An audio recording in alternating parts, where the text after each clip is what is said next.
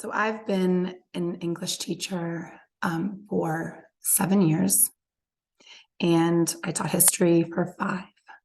And I realized that 12 years in the classroom isn't a really long time, and there are teachers who've taught so much longer than that. But in those 12 years, I've also learned a lot. And it's funny that it wasn't until I left the classroom and actually had time this year to sit back and think that I realized something I've been missing all along. And it was how much so many students hate school. I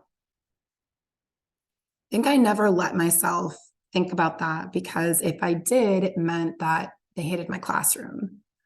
And that may or may not have been true, but I was missing the point entirely as I focused on so many small details, from what font I would use on my worksheet pages to whether I would post to Google Classroom or some other platform. And I wasn't asking the really big question about why do so many kids hate going to school. So this year, in an effort to do more writing and more thinking, I decided to ask people why they hated school. And I started doing some interviews, and I've done several of them.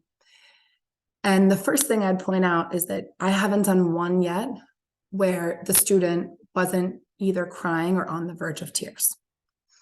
And these are people my age, in their 40s.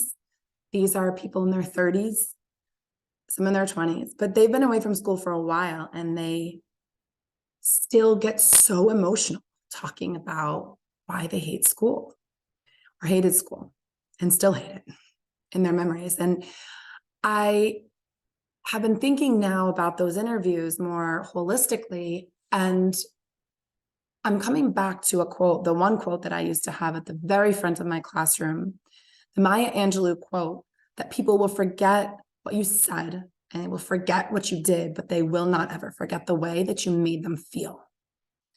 And what I've learned through these interviews is that school has made so many kids feel stupid, feel inadequate, feel lonely, feel like they're not enough.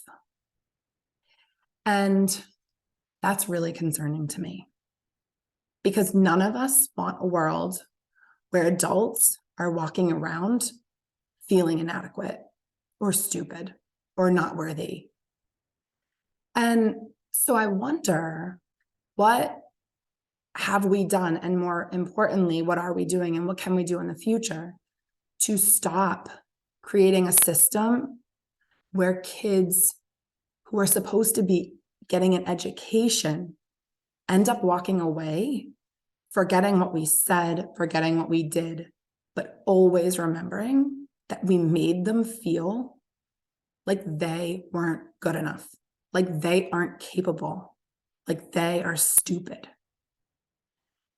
And I don't have a solution just yet, but I do know that the first step in finding a solution to anything is identifying the problem. And I think we all need to name that if education is making people feel bad about themselves, that we're doing something wrong and that we need to fix it.